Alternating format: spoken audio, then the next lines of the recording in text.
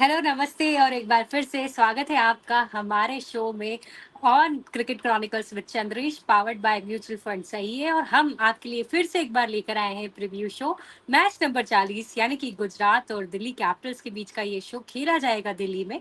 मैं हूँ वैशाली और मेरे साथ है चंद्रेश सर। कैसी हैं वैशाली जी। जबरदस्त टूर्नामेंट चल रहा है और दो ऐसी टीमों के बारे में बात करना है जो धीरे धीरे धीरे करके ऊपर पॉइंट्स टेबल में बढ़ने की कोशिश कर रहे हैं। सर मैं ठीक हूँ, आप कैसे हैं? आप बताइए। बिल्कुल ठीक हूँ, बस तैयार हो रहे हैं इस धमाकेदार टूर्नामेंट के आगे वाले मैचेस में क्या होता है देखने के लिए।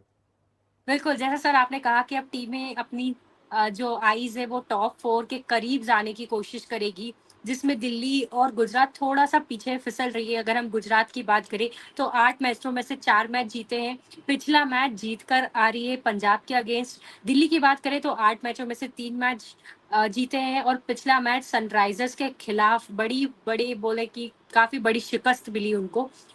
इस मैच में या फिर इसका रिवर्स पिक्चर की बात करें, जब दिल्ली खेलने गई थी गुजरात को उन्हीं के घर पे, तो दिल्ली ने बाकायदा बहुत ही बेहतरीन प्रदर्शन किया था और सस्ते में चलता किया था गुजरात के बैटर्स को। अब बारी है पलटवार की। क्या लगता है, दिल्ली फिर से बाजी मारेगी सर, या फिर गुजरात का पलड़ा भारी है? नहीं, मुझे लग रहा है कि दिल्ली का पलड़ा भारी है, क्योंकि पिछले बार जीत जिस तरह से हासिल की थी गुजरात दिल्ली ने गुजरात के ऊपर, तो उससे उनका मनोबल जरूर बढ़ा होगा। और जहां तक गुजरात की बात है, मुझे लगता है भले ही वो मुकाबला जीत के आ रहे हैं पंजाब के खिलाफ, मुझे कहीं ना कहीं लग रहा है उनकी जो गाड़ी है ना पटरी पर नहीं है। और उसका आई थिंक मैं हम पहले भी काफी बार बात कर चुके हैं कि उनकी जो कोर है पूरी तरह से तहस नहस हो गई है, तितर पितर हो गई है। उससे वो जो है वो कभी उभर नहीं पाए हैं। और आई थिंक ये साल उनके लिए आगे बढ़ना बहुत मुश्किल है। बिल्कुल, जो मैचेस जीते भी हैं उन्होंने, ऐसा लगता है कि जीत गए हैं, लेकिन अभी कन्विंसिंग परफॉर्मेंस थोड़ा अभी नज़र नहीं आया है। शुभमन गिल की बात कर ले तो उनका भी फॉर्म ऊपर-नीचे लग रहा है। लेकिन दोनों ही ऐसी टीमें, अगर हम उनको कंपेयर करें, कि दोनों ने ही अभी तक कन्विंसिंग परफॉर्मेंस नहीं दी है। जहाँ पे दिल्ली अभी तक तो अपनी प्लेइंग 11 ही समझ नहीं पा रही है, किसको रखे, किसको ना रखे। Same case with GT also, but Delhi में ऐसा है कि बहुत ही ज़्यादा प्लेयर्स की अनअवेलेबिलिटी हो गई। मिच मार्श अब पूरी तरीके से बाहर हो चुके हैं आईपीएल से। तो मुश्किलें दोनों टीम की तरफ है, तो दोनों के पास एक एडवांटेज है कि आप इस मैच को जीतकर अपनी गाड़ी और आगे बढ़ा सकते हो। बिल्कुल सही कहा आपने। और आपने दिल्ली के बारे में बिल्कुल सही कहा, बहुत अनफॉर्चुनेट रहा उनके लिए इस साल। और आई थिंक दैट ये एक मौका है उनके युवा खिलाड़ियों को कि वो आगे बढ़े किसी तरह, और एक अपना एक प्रदर्शन करके लोगों को बताया कि उनमें कितनी काबिलियत है। इससे बेहतर और मौका बिल्कुल नहीं मिल सकता उनको। तो सर इसी के साथ चालू कर लेते हैं हम हमारी प्लेइंग 11 के बारे में डिस्कस करना। दिल्ली के लिए पिछले मैच से आपको कोई बदलाव नज़र आते हैं, या फिर कोई ऐसा खिलाड़ी जो आप चाह रहे हैं कि अब इन्हें तो मौका दीजिए यार? नहीं, मुझे लगता है यार डेविड वार्नर का बहुत हो गया है। मैं मुझे लगता है कि आप डेविड वार्नर को आपको आराम करने देना चाहिए।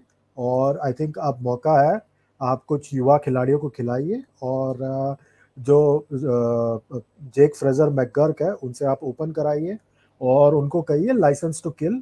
यहाँ तक के ऋषभ पंत भी अगर चाहे तो ओपन कर सकते हैं, क्योंकि वो खुद एक ज़माने में एक्सीडेंट से पहले T20 क्रिकेट में ओपन करना चाहते थे, तो उनको ओपन करने दीजिए। और खुलकर बल्लेबाजी करने का मौका दीजिए।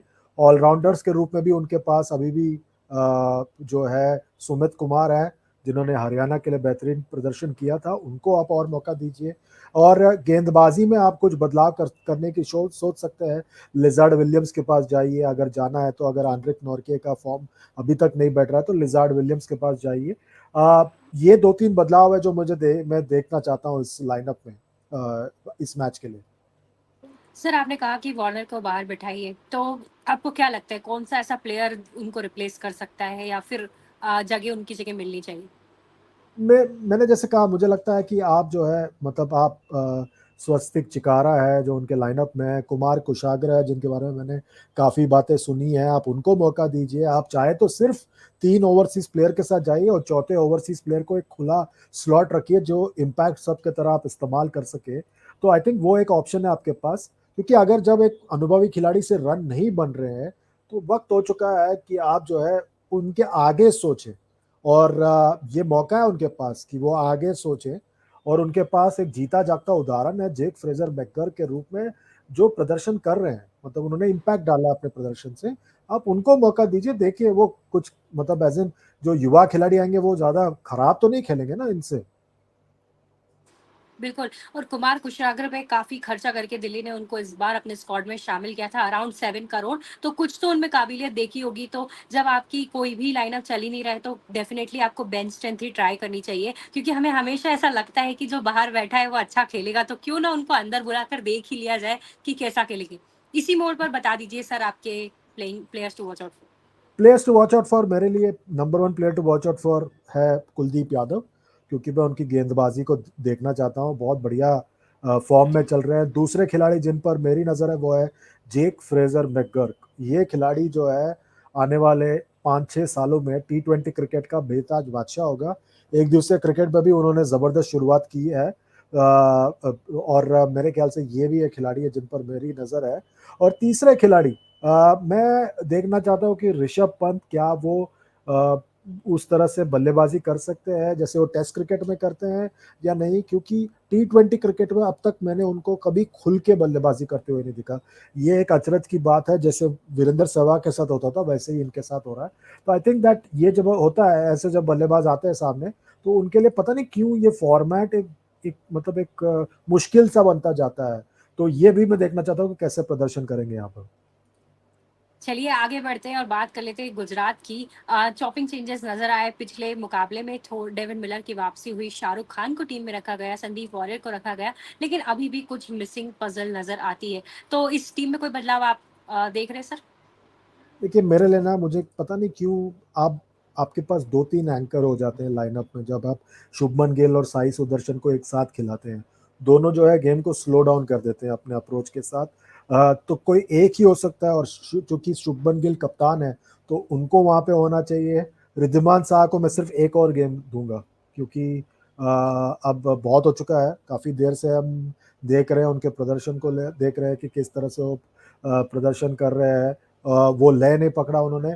मैं चाहूंगा कि ये भी जो है 3 ही ओवरसीज प्लेयर के साथ जाए, और जो चौथा ओवरसीज प्लेयर है उसको एक फ्लोटर यानी एक इम्पैक्ट सब की तरह इस्तेमाल करे, तो वो और ज्यादा मेरे ख्याल से फ्लेक्सिबिलिटी देगा उनको। स्पेंसर जॉनसन एक विकल्प है जो आ सकते हैं 11 में। दूसरे विकल्प मेरे ख्याल से हैं जोशुआ लिटिल, तो वो उनके पास एक विकल्प है। आपके पास साई किशोर ने जबरदस्त गेंदबाजी की है, उनको आपको मौका देना पड़ेगा।